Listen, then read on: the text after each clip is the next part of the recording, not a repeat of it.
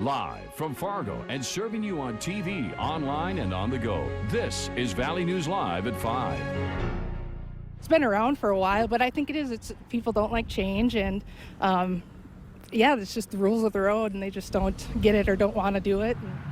Merging is something every driver must do when they're getting on the interstate, but some drivers feel there's an issue here in the FM area. Good evening. Thank you for joining us tonight. One person reached out to our whistleblower hotline asking why drivers seem to have an issue merging on the 8th Street I-94 westbound ramp in Moorhead, and whether or not the new 8th Street construction in Moorhead will make merging easier. Valley News Team's Ashley Bishop investigates. And they're kind of used to taking those back country roads and not used to really driving on city roads. So when they have to kind of learn how to merge, they just really don't know how to do it, and they're too afraid. A few can. I think the majority are pretty bad at it, though. We sat over at the 8th Street I-94 westbound entrance and watched traffic merge over a course of 30 minutes on Friday morning during the rush hour commute. Some drivers merged perfectly fine, while some southbound drivers just sat at the merge point waiting. It can get kind of frustrating in the morning when you're merging onto 94 with the merge sign right there, and of course some people just stop. Schmidt says it can be dangerous. Do people know how to merge? No.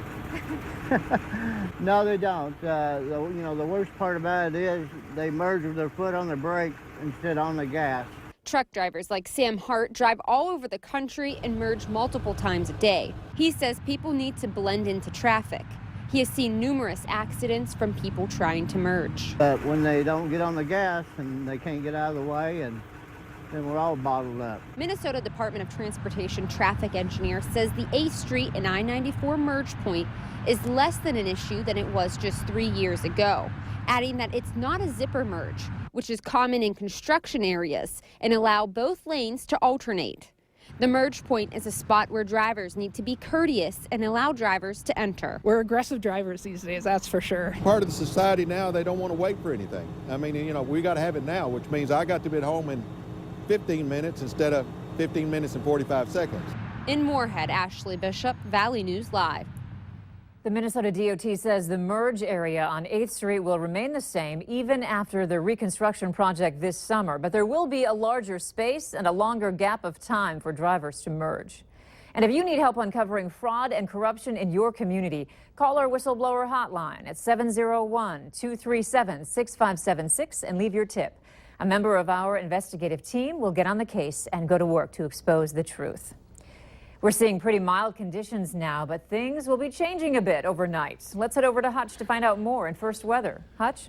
Thank you, Andrea. As we look outdoors, the radar showing a little bit of precipitation up in the Devil's Lake Basin. Now, I just checked some Department of Transportation cameras, and we're not seeing snow reaching the ground as of yet, but it's up in the atmosphere, and as it saturates, we'll have a chance for some flakes along the Highway 2 corridor and points north, where temperatures are in the 30s. Maybe a sprinkle along Highway 200, where temperatures have stabilized in the 40s. Now, as we head through the evening, your planner shows that Fargo will see temperatures in the 40s through around 8 o'clock. East winds 10 to 15 miles per hour. It will be more cloudy than sunny, and it does look like as we go through the next 24 hours, some of our counties will see a chance of snow. Kind of a cool week ahead. I'll have details on what you can expect here in just a moment. But not bad at all. No, it's not. I mean, it certainly can be colder. Yes. Thanks, Hutch. The man charged with an officer-involved shooting last September is entering a plea of not guilty on all counts today in Cass County Court. Carmen Redshirt faces 5 charges, including 2 counts of terrorizing, plus reckless endangerment and refusing to halt.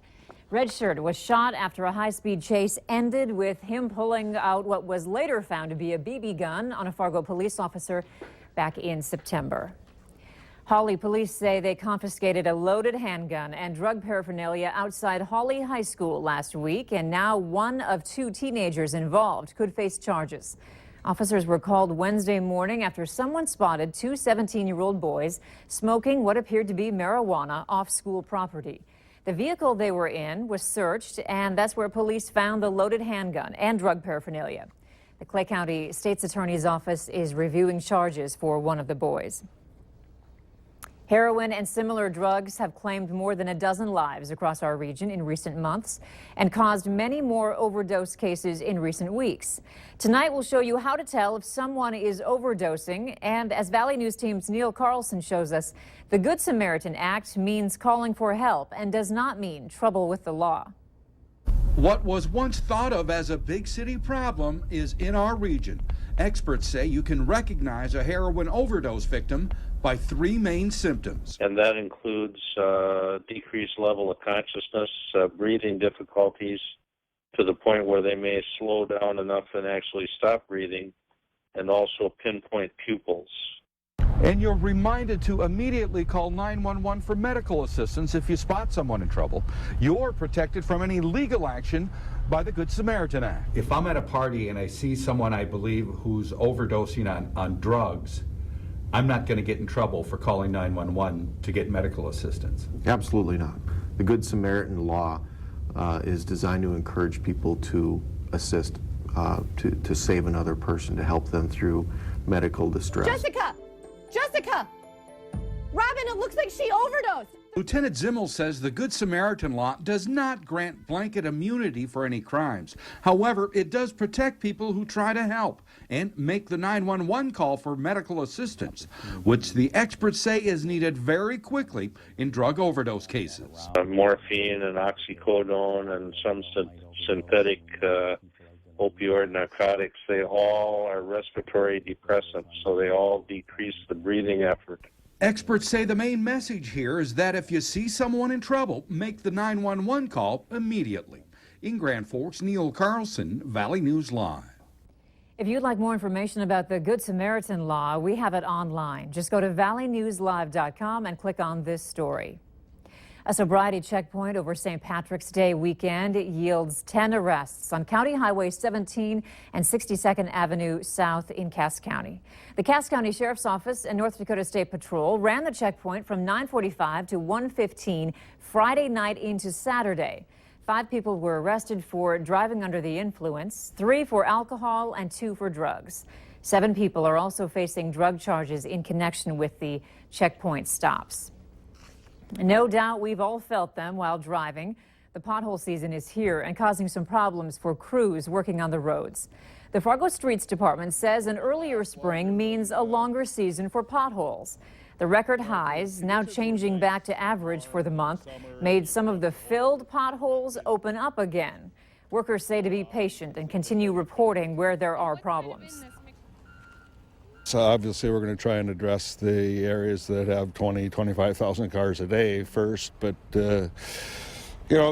like I said, it's been really hard to be consistent. So if it feels like we haven't addressed a reported hole, we haven't forgot about you. We're just having a hard time getting there, but we will. To report potholes, go to valleynewslive.com and click on the hot button. President Obama's historic visit to Cuba is well underway, and he has brought along some Washington reinforcements to help tackle a few important policies. Valley News Team's Kelly Meyer caught up with one senator before she joined the trip. This is a historic trip, not only for President Obama, but also the lawmakers he's bringing with him. As Senator Heidi Heitkamp tells us, it's a quick trip with a lot to accomplish. Since the moment President Obama landed on Cuban soil, it's been a whirlwind 24 hours. From ceremonies to meetings, each step was history in the making. This is a new day. Es un nuevo día between our two countries. But the president didn't come alone. When the president announced this trip and invited me along, I was gratified. North Dakota Senator Heidi Heitkamp was one of a select group of lawmakers invited on the trip. She says she was chosen because of her agricultural work on Capitol Hill, something she hopes to expand in Cuba, a country with high demand for North Dakota crops like dry beans, peas, and lentils. We've had a big stub toe in Latin America, and that's Cuba. And I think it has affected our ability to trade up and down the Western Hemisphere. This isn't the senator's first time working with the country. In September, she met with Cuban President Raul Castro and pressed him to purchase more American agricultural products. She hopes on this trip they continue the same conversation. To continue to talk broadly about bringing North Dakota agricultural products to the world. Senator Heitkamp tells us she plans to talk with Agriculture Secretary Tom Vilsack and work to continue to open up the markets. Reporting in Washington, I'm Kelly Meyer. There is a state dinner scheduled for this evening in Cuba, and tomorrow President Obama will address the Cuban people during a speech on state-run television. Many Minnesotans who signed up for MNsure can't file their taxes yet.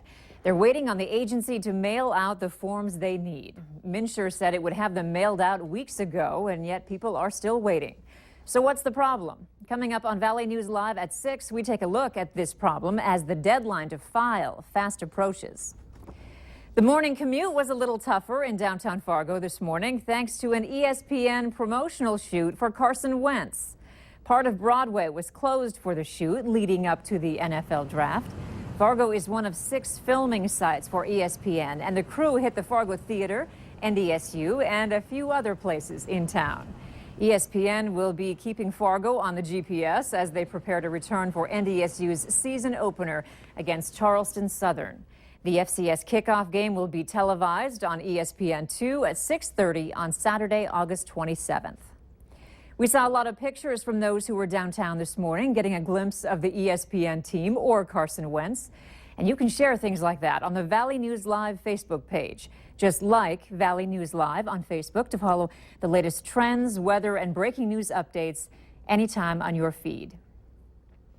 It's a critical update for certain Kindles, and it needs to be installed before tomorrow, or you'll have more hassles down the road. That's straight ahead.